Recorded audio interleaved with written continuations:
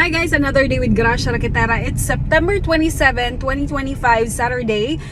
Padulong ko og Tagum City kay natay racket for today. As a host tayo today, guys. And magstay ko og Tagum till tomorrow kay napod ko ganang for tomorrow. So kuyugi ko ninyo sa racket ni Gracia Rakitera. 11:30 AM ay bumiyahe agad ako papuntang Tagum City para sa grand opening ng Another day with Gracia Rakitera, and natadali karon sa may Tagum City for the grand opening of Villa Bakes Tagum. Atong pag-asugpo na karon ang rito sa pag-blessing with Mount Pindahan. Sa kalan samahan sa Inumpisahan ng store blessing ang opening ng Villa Bakes Tagum.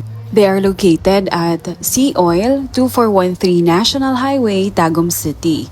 Pwede nyong i-visit, gilid lang to ng flyover. Ang main nitong Villa Bakes ay from Davao City.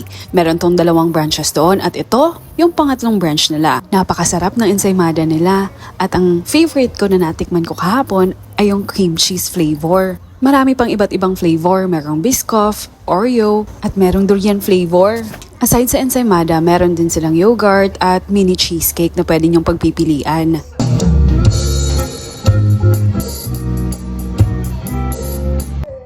Nakasama din namin ang banda ni Oji at ang favorite at sikat ngayon na comedian na si Shamsi at Manay Kinita. Ipapaspa siya mo siya. Pangapila na. 3 times. 3 times. Ano pa kayo na? Show, may show, pausuman, show, may show, pausuman.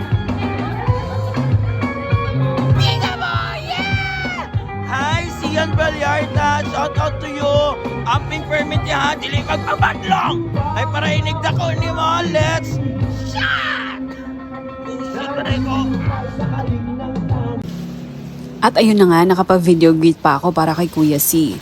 Dahil may ganap pa ako the next day, nagstay ako sa Tagum City for one night. Ito si Gracia Rakitera, no hate, gugma lang.